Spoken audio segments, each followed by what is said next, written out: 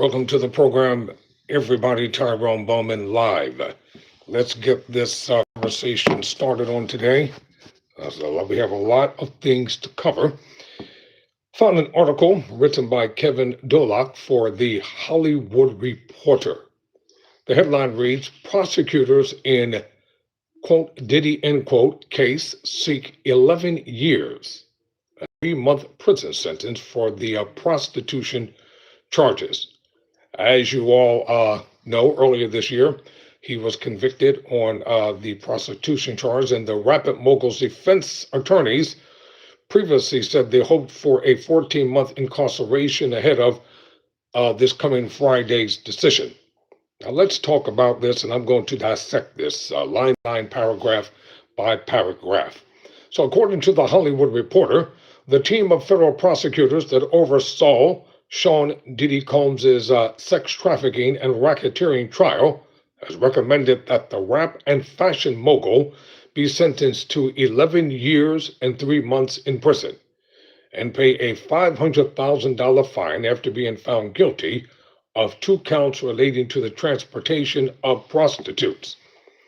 The Department of Justice is asking the federal judge overseeing the case to throw the book at Combs, who was found not guilty of the more serious sex trafficking and racketeering charges. The feds accused him of in a 2024 indictment that sent the once high-flying rapper into a downward career spiral. All right, let's talk about this. First of all, his advice, he should have fired them right after the trial. And when you are facing the type of sentencing that he is, you want the best lawyers in the country on your team. And what better team of lawyers to have than those who actually know the system, who know the judges, who know the prosecutors? I have seen other people, quote unquote, who have been convicted of even more serious charges and walk right out of court and didn't spend a day in prison. There wasn't an outcry. There wasn't a removal of the judge on the case. The judge said, you're free to go. And that was the end of it. No punitive actions were taken, even though that individual frequently violated every gag order that the judges imposed. Now, whatever it is that Mr. Combs did or didn't do, sentencing him to 11 years in prison for the lesser charges, these particular prosecutors are federal prosecutors, and they're probably angry because of a lot of other cases that they can't get victories for. And Combs should appeal vigorously if this judge decides to do that. The department, as I said, now the sentencing memorandum, and I'm trying to get a hold of it so I can actually read to you the prosecutors line by line, word for word. It's 164 pages long, and if I can obtain a copy of it, I'm going to read every word of it on this program. I mean, every centilla of it. In a 164-page sentencing memo sent to Judge Arun Subramanian, who oversaw at times the sensational federal trial, the prosecutor cited Combs' unrepentant attitude and conduct while in federal lockup for the last 11 months in their file regarding the recommendation. That's a bunch of crap. What does he have to be unrepentant for? You already found him guilty. You're going to sentence him to prison anyway. So what is the difference? Also cited was the evidence presented at trial that he had allegedly physically beaten his girlfriends and given them illegal drugs during the so-called, quote, freak-offs, end quote, sex sessions they held with sex workers. But he wasn't convicted on that. The defendant tries to recast decades of abuse as simply the function of mutually toxic relationships, the prosecutors wrote in the memo, but there is nothing mutual about a relationship where one person holds all the power and the other ends up bloodied and bruised.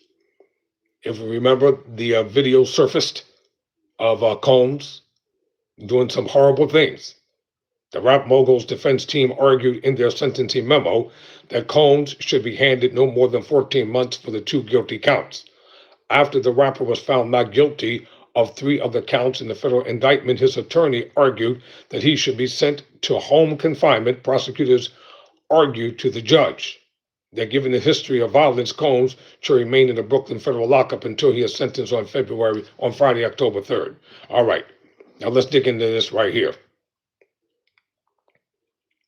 He wasn't found guilty on the most serious counts. He was found guilty on the lesser counts. And as a result of that, the prosecutors want him to face 11 years in prison. There are people who are involved in all type of heinous crimes, especially those that are in politics. They get a slap on the wrist. They walk right out of court free because they weaponize the Constitution against the judges, and they find all the dirt that they can on the judges to try to make the judges do what they want. And if you think that politics does not play an important part of what's going on in the Sean Diddy Combs' case, you are wrong. He has pissed off the wrong people. Somewhere along the line, he made some very, very important people angry. And the mansions that they raided, one of them belonged to the late Hugh Hefner. You all remember who Hugh Hefner was, the founder of Penthouse? No, pardon me, Hustler. No, Penthouse, I was right, Penthouse magazine. And so he had all types of videos and all types of dirt on powerful people. Not once was he ever arrested. Not once was Hugh Hefner ever charged. Not once was he ever indicted. And upon his death, all the files and all the information and videotapes that he had on all these important people, thank you. I stand to be corrected, Playboy. Thank you very much. What did he do with them? They were taken to somewhere in the Mediterranean Sea and dumped there. He was never brought up on any charges. None whatsoever.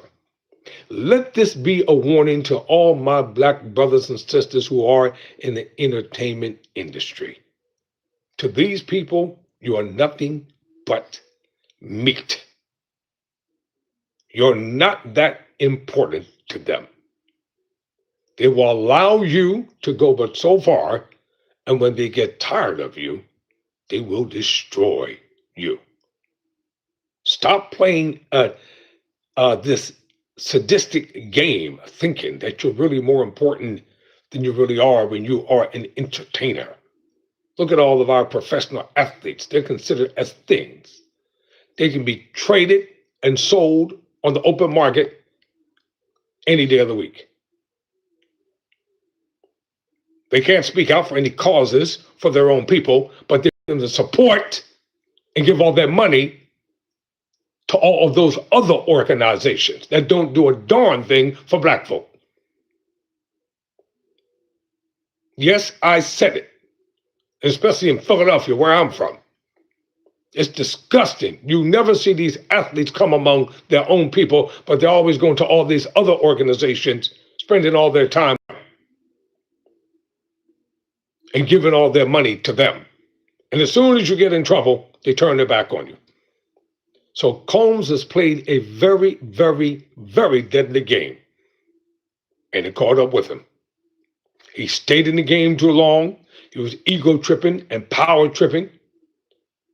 And the things that he did to people, the majority of them were afraid to come to court and even testify.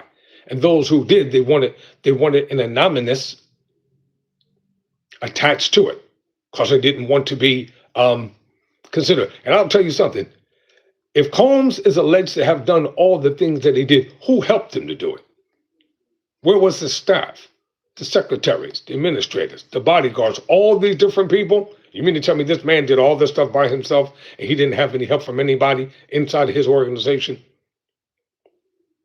Judge Subramanian was convinced by his argument and other factors in play following the surprise split verdict and did not allow Combs to be sent home on bail, he has remained behind bars. The judge was wrong. He should have allowed him to go home on bail because he's allowed other rotten folk to walk out of his courtroom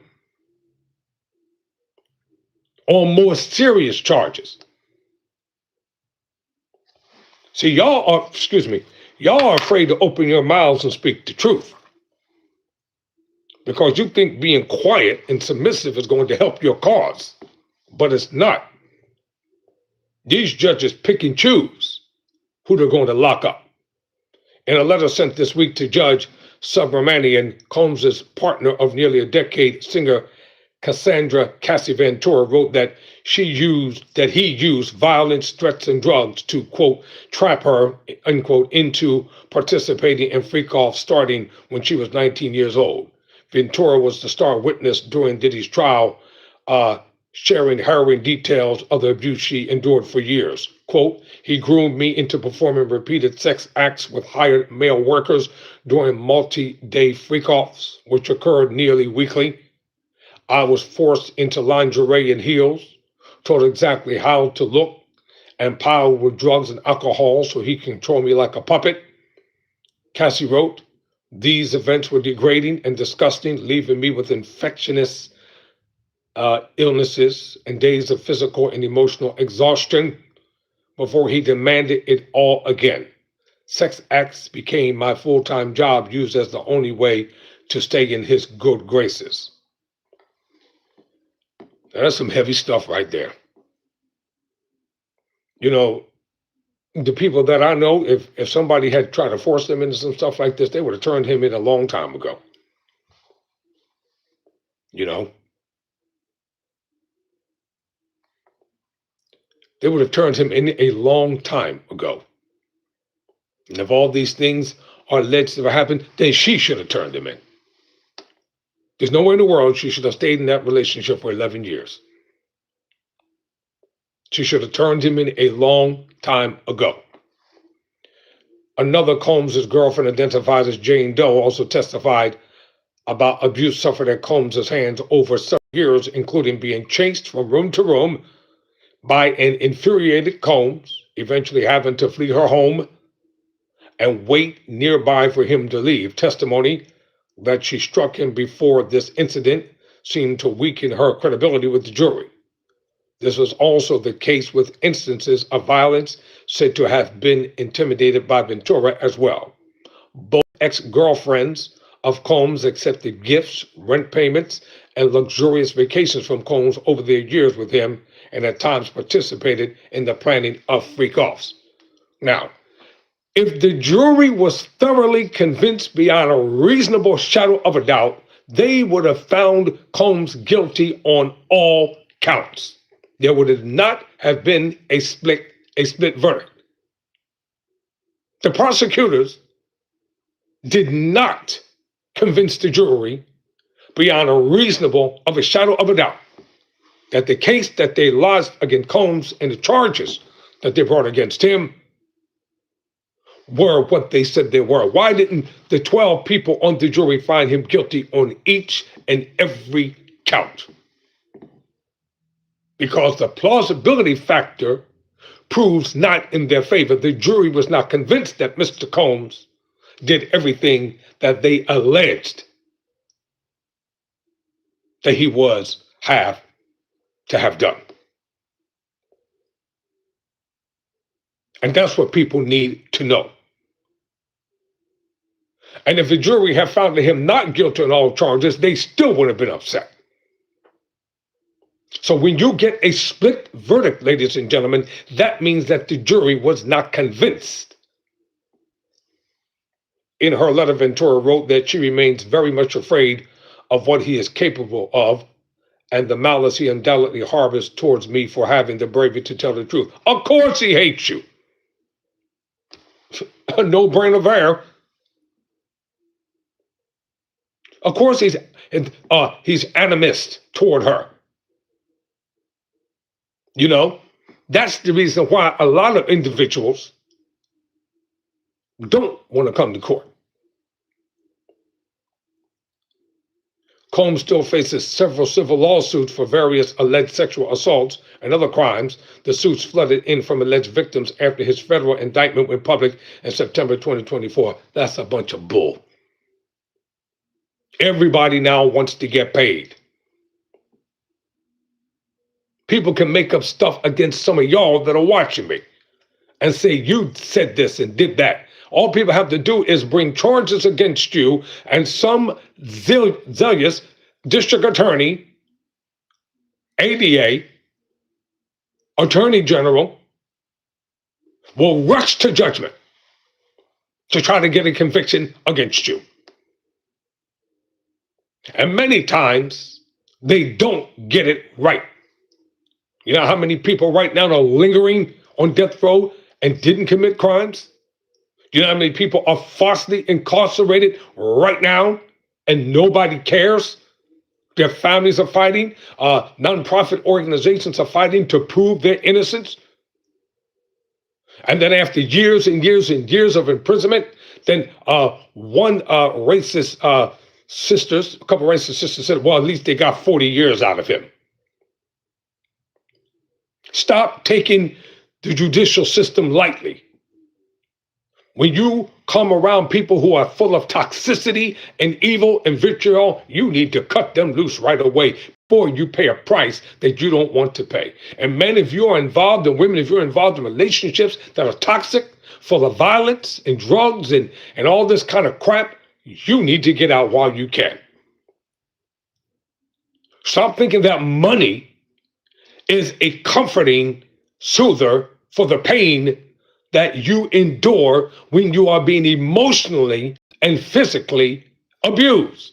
No amount of money, I don't care what the judgment is, no amount of money is a substitute for physical and emotional and psychological abuse.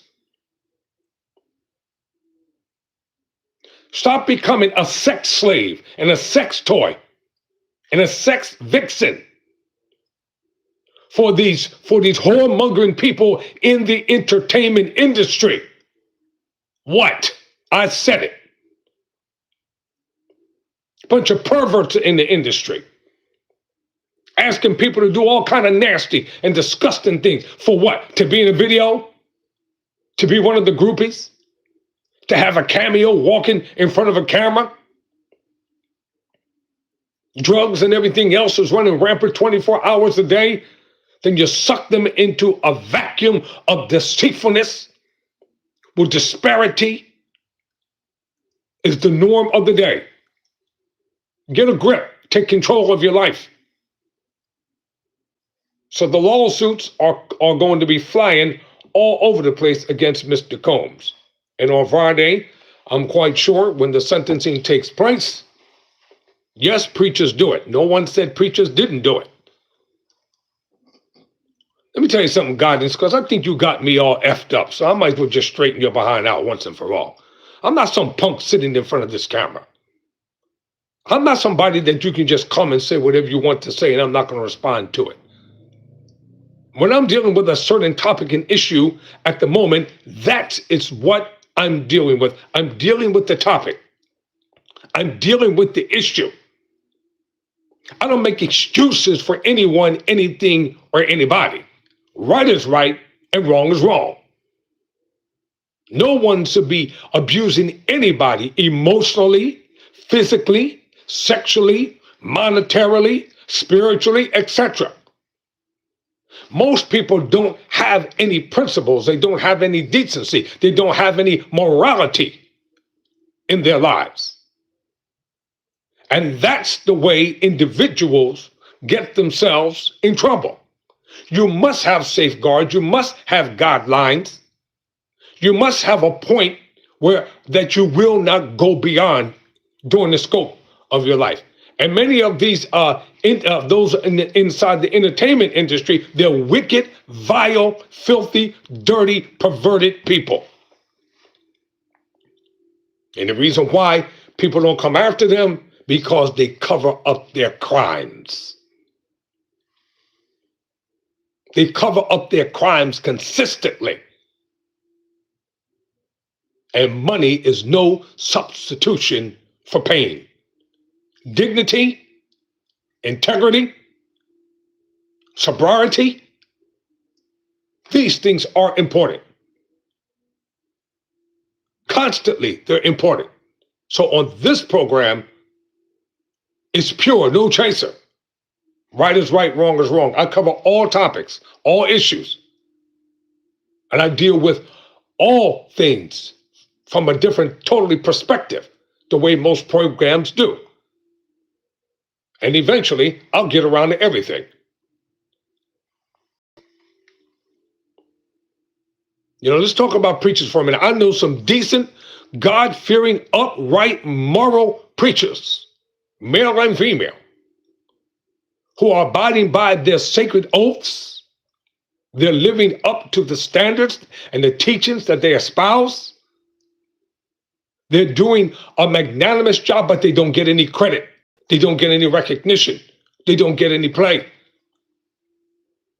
Because you got the crop of false prophets and teachers and pastors and apostles out there fleecing, maligning, and manipulating the minds of the simple and the gullible. But those who are walking upright and doing the things that are decent and honorable, they don't get the credit that they deserve. Sean Diddy Combs, to an extent, put himself in this situation. I never said he was innocent. I'm just dealing with the plausibility factor of what the prosecutors are asking for, So what, I'm an angry black man? Go deal with the white angry people, MAGA. Go deal with the MAGA racists and the MAGA bigots. Go deal with them who are angry every day without a cause, without a reason, without a purpose. They stay angry 24 hours a day. Look at this governmental, nonsensical shutdown. And the Republicans are trying to blame the Democrats. You control the Senate, you control the Congress, you control the White House. So how are the Democrats to blame for the shutdown? You're mad and angry because the Democrats will not go along with your programs that are going to inflict poverty and punishment and pain upon everyday people. And they shouldn't vote with you. They should ostensibly be against you every step of the way. When President Barack Obama was president of the United States of America, y'all loathed him, you hated him, you despised him, you maligned him, and he did everything possible to keep America sovereign. And you didn't give him any credit for nothing. So now you get what you deserve. You all put this man in the White House. You all decided you wanted to vote for him. And now you're whining and crying all over the place. You got what you voted for. I don't feel sorry for the government to shut down because they brought it upon themselves. And now that it's actually happening, they want some empathy. You don't get no empathy. You don't get no sympathy. The midterm elections are coming up, and they're doing everything to try to subvert it, to stop it, to poison it. I've told you all before, these people are secretly doing things behind closed doors, lie, cheat, and steal. Their way to maintain power. And for those of you who thought you were going to get $5,000 stimulus checks, you got fooled, didn't you? What? You got nothing. So, sticking with the topic here, Sean Combs will be facing sentencing this coming Friday. So I might have to come in and just do a special report. That's my day off, but I might have to come in and be here for it live. All right, ladies and gentlemen, I got to go. I have other responsibilities and obligations that I have to take care of, but I will be back later on in the evening with some more noteworthy news stories. I'm going to be talking about a lot of things before the evening is over. All right, everybody, I see your comments coming up. They're coming up real quick. Thank you for watching. Never surrender. Never quit.